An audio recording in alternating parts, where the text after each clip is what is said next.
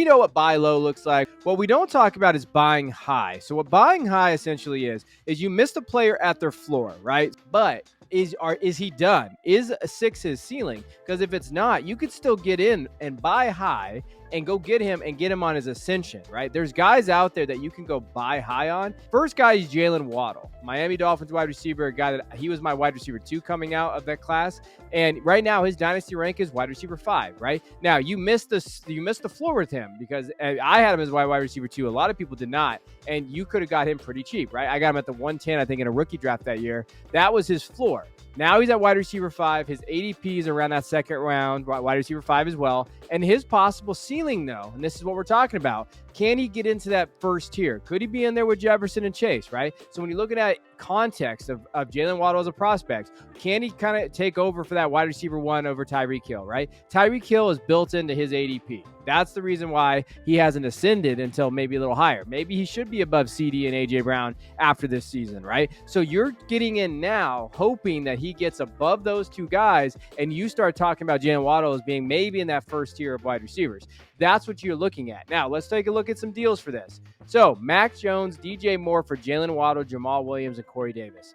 Again, if you're looking at it from like a perspective of like, I'm going to smash this, right? Jamal Williams and Corey Davis to me I'm not worried about that at all. Those guys to me are not assets that I really care about. Well, you have Jalen Waddle though for Mac Jones and DJ Moore. This is a super flex league. So that manager probably needs a second quarterback, and he's probably okay doing this.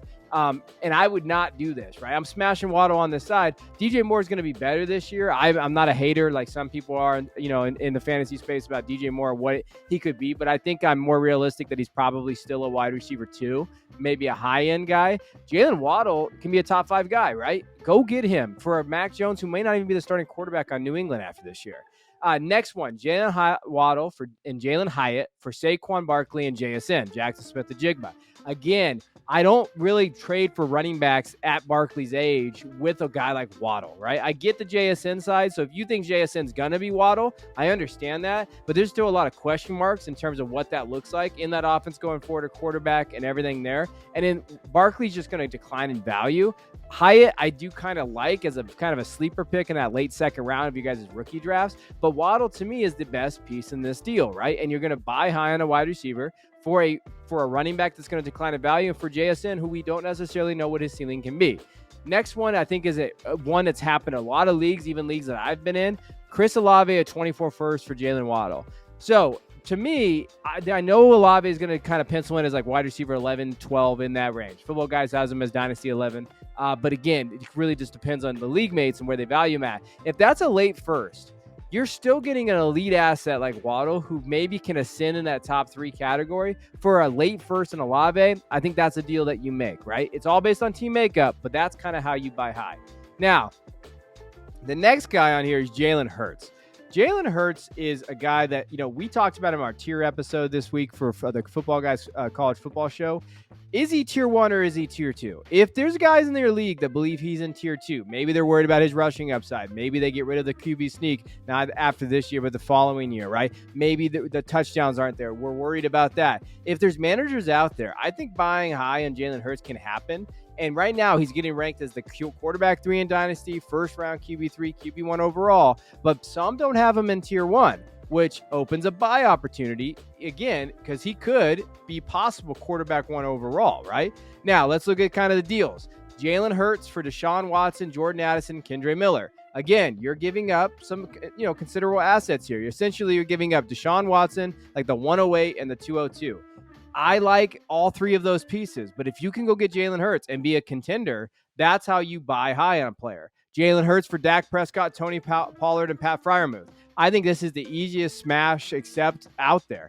Dak is really trending down as a quarterback asset. I mean, Dynasty 12, 13, 14 quarterback, somewhere in that range. Tony Pollard is a screaming sell right now, and Freiermuth is just a tight end too, right? Like he's at maybe tight end 12-ish. Maybe he can move up. I'm pretty low on Freiermuth while he's with Pickett there, and why Deontay and Pickens and those guys are in that offense. And then the other one, Jalen Hurts for Stephon Diggs and Justin Fields. I think this is really close, and I like Justin Fields, and if you believe Justin Fields can take that next step, but you already have a proven asset in Hurts who has a contract. Fields doesn't have that. And there was rumors about him getting traded, which I think were nonsense, but they were still out there, right? And you're hoping Fields turns into Hurts. Now, you're giving up Diggs, but on the back end, if you need a more solid quarterback and you're a contender and you can give up Diggs because he is an aging prospect, this is kind of the buy high area. Now, let's go through three guys that I think are a little bit of buy lows, right? J.K. Dobbins. Right now, his dynasty rank is running back 16. ADP is around 7th round, running back 18. His possible ceiling is a high-end running back 2. And the reason why I say that is Todd Monken's offense, new offensive coordinator coming in there, he gets his running backs more involved in the passing game. You saw it with James Cook, Kenny McIntosh. You've seen it with Georgia wide receivers. They have mentioned how they want to get Dobbins more involved in the passing game. They really didn't bring anybody in that running back room with the draft. I know they added Keaton Mitchell, but Dobbins can realistically be that guy. Target getter, number one target getter in that backfield. He could see the volume, right? And he easily could get over 1,000 yards rushing. He gets a little bit more red zone touches. You should be all in on Dobbins based on where he's getting drafted right now. Now, let's look at the deals out there. So J.K. Dobbins in a 24 third for Zamir White and Deontay Johnson, right? I like Deontay Johnson. We're actually going to mention him next as another buy. But if I can go get a running back, then I need a running back on my team, maybe like an anchor running back or that low end, like, hey, he's my running back too. I have Deontay, but hey, for me, Deontay is like my wide receiver 4 or 5. I don't mind this deal. The other two don't really matter to me. I do like a third, though, for Zamir because I don't know if Zamir is really going to be anything. Another one, J.K. Dobbins for Jameson Williams. Again, Jameson Williams has not been able to get on the field. He's been injured, then he got suspended, right? If you can move off of Jameson and get J.K. Dobbins and you feel like, hey, I need that running back too, I think that's a good buy low.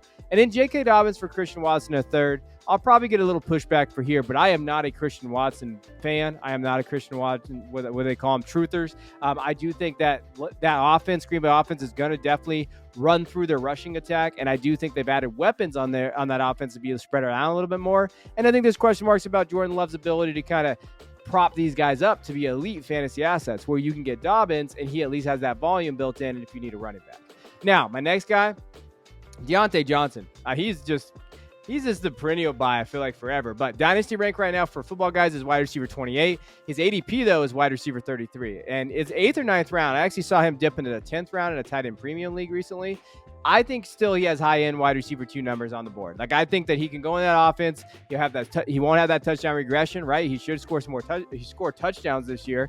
And I think that when you look at him, he just gets targets, man. And I think that he's a very solid wide receiver in an offense that I think can utilize him. And I think Pickens' emergence kind of as that deep guy, I think it's going to open up things for Deontay Johnson over the middle field. I hate their offense coordinator. I understand their offensive system, but I do think it opens up for him. Now, let's look at the deals that he went for. So Deontay Johnson for the 201, Kendre Miller. I like Kendre Miller, but if I can go get a wide receiver and I feel like I'm a wide receiver away, other than a rookie running back who, is in kind of a crowded backfield, not necessarily too crowded. I think he can step up next year. But if you're going for it, go get Deontay, right? Deontay Johnson for Juju in a third. This is a deal I did. So I actually got Deontay for Juju in a third. I will take Deontay over Juju in a third every single day. And so I like to add deals that I did to show you that I got skin in the game. That's a deal that I made in one of my leagues. And then this is kind of a wash to me, Deontay for Miles Sanders. But if you don't believe in Miles Sanders, you don't think he's going to get that usage and that workload, if you can go get Deontay and at a wide receiver position that he could probably hold value for 3 years, you might want to go do that, right? Maybe Miles Sanders, you've had him on your roster, and he kind of broke out. I put it in quotes, kind of, last year. He looked pretty good. Maybe a serviceable running back 2, back end running back 3 for Deontay, who could have a higher ceiling. That might be a move that you make if you have the assets to do it. Now, the last guy I'm going to talk about, and I cannot believe I mentioned him, was Antonio Gibson, man. I'm on the Antonio Gibson train this year. I have not been really a big believer in Gibson's talent in the last couple of years. I've always thought his price outweighed his value, but right now he is absolutely dirt cheap. Running back 40, 11th round, running back 38 is where his dynasty ADP is. He has a possible ceiling of running back 3, and I know that's nothing to oh my God about, but if you're looking at Eric Bieniemy's offense, they need a pass-catching back. You saw it with McKinnon, even Isaiah Pacheco this last year. They like to utilize these guys in that role, and I think Antonio Gibson fits that role. Chris Rodriguez is not like that, right? And then if you're looking at in terms of Brian Robinson, is not like that. They need a guy like Gibson, and I think they can get Gibson involved. I think in that quarterback room, I think they could see a lot of dump offs. They're going to protect these guys. You like to see that from Antonio Gibson. So for me, Antonio Gibson's a buy because I think he's going to get used in a way that's going to have him score fantasy points. And when you're looking at the numbers, he can be in that running back 3 category where you saw McKinnon win leagues. You've seen that in that offensive system. So let's talk about the deal that we've seen for him. Antonio Gibson for Wan'Dale Robinson. I'm all aboard that train, right? Like Rondo coming off a, torn ACL, 75 freaking receivers in the Giants, receiving room. Give me Antonio Gibson. Antonio Gibson for the 308 and 310. So late thirds, who, never pan out. And there's a clear tier break. There's an article I wrote for Football Guys at that 304 mark. Yeah, I'll take 2/3 for Antonio Gibson on a contender. And then Antonio Gibson for Nico Collins. I know many people believe in Nico Collins as he's the wide receiver one there. We've seen this story before. If you're not a big Nico guy and you believe Gibson can kind of come up in that volume, be enemy's offense, I'm all aboard that there. So those are 5 guys. Remember, buying high means you're trying to acquire someone that you think can ascend in value, even if it's not at their floor, right? So go look and find those assets out there. There's other guys that were mentioned when I talked about this. I kind of did like a Q&A on social media, on Twitter. You can find me at @theboys_22. I kind of talked about it. There's some great kind of ads in there. Garrett Wilson was mentioned, these other guys. Go see, hey, who's not ascended all the way that I can go get now before I miss the boat for a second time, right? So appreciate you guys. Let me know in the comments what you think. What do you think? Are these guys that you're willing to buy, or am I crazy? What do you think there? Make sure you subscribe before you get out of here. See you guys next week.